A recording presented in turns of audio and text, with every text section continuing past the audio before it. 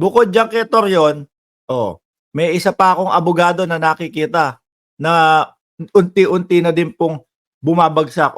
Wala na, desperado na 'to. Ay hindi 'yan, eto. Desperado na 'to mga kababayan, 'no?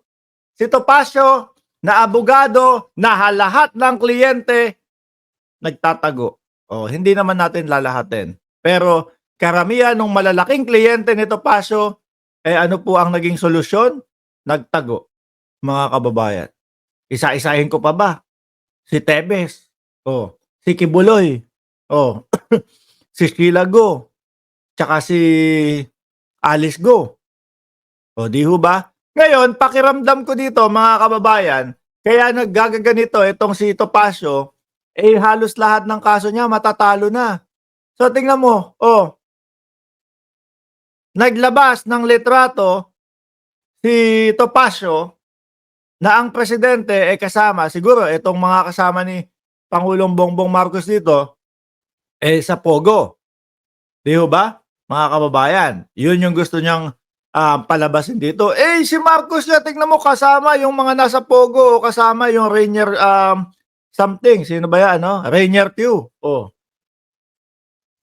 'Di ba? Siguro iniisip niya, ito para ipamuka na si dating Pangulong Duterte labas dito. Si Marcos ang may kagagawan nito, nung mga Pogo-Pogo na ito.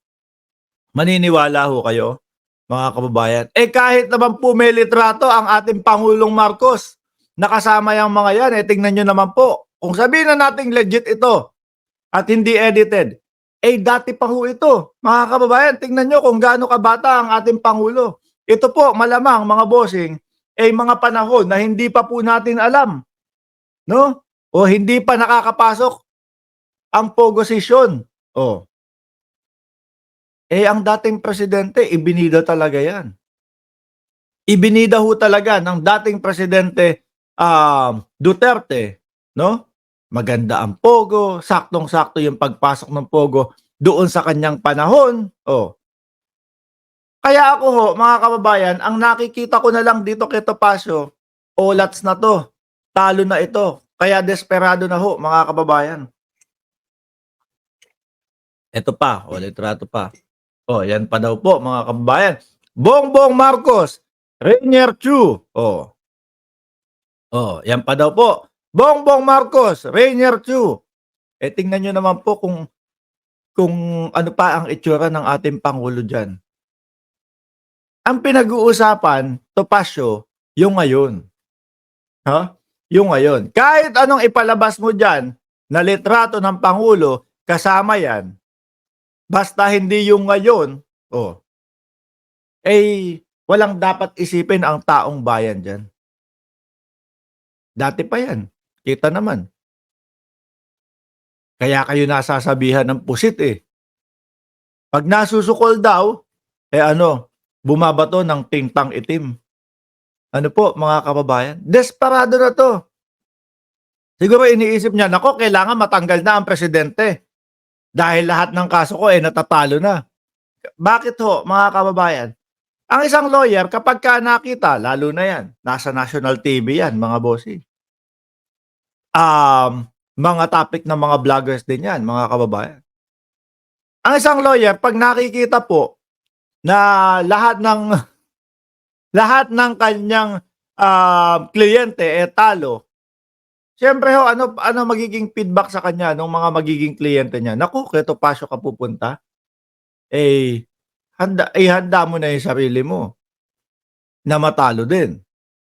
Ganun lang din po yan, mga kababayan. Sabi ni Mon Entera, dapat lang makarma si Torre, pati buong pamilya niya. Ay grabe. Yan ang DDS, di ba? Damay pati pamilya. Tingin ko mas demonyo si Kibuloy dyan, no? Ako'y naniniwala na mas demonyo si Kibuloy kaysa kay Torre. Bakit? Bakit to, mga kababayan? Ayaw lumabas Kitang-kita na sa mga balita na sino ho ang kawawa. Yung mga miyembro lang po. Di ba? Pero nakonsensya ba si Kibuloy? Hindi. 'Di ba, nakonsensya ba si Kibuloy? Anyway, mamaya natin pag-usapan 'yan. Dito tayo kay Attorney Topacio.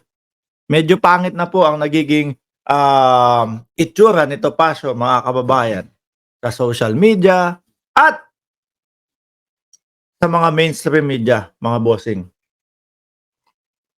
Ito po ay senyales na wala na. Kumbaga patalo na, alam niya na, ramdam niya na wala na siya ibubuga. Muntik pa nga mapalabas yan doon sa sa Kongreso. Di ba? Biruin mo, bulong ng bulong kay Cassandra Leong. Ang ibubulong lang pala ay hindi makikipag-cooperate o hindi sasagot si Cassandra Leong. Ganun po ba? Gusto niyo maging lawyer, mga kababayan? Gusto kong lawyer, yung makakasagot ako na magtatanggol ko talaga yung sarili ko, hindi yung parang iniiwas ko yung sarili ko eh. Di ba? Kawawa naman itong mga na to. Itong mga lawyer na ito. Itong mga attorney na ito. Wala, hindi ho sila makalabas eh. No? Tingnan nyo po, ilan yung mga attorney na yan na posibleng makasuhan po.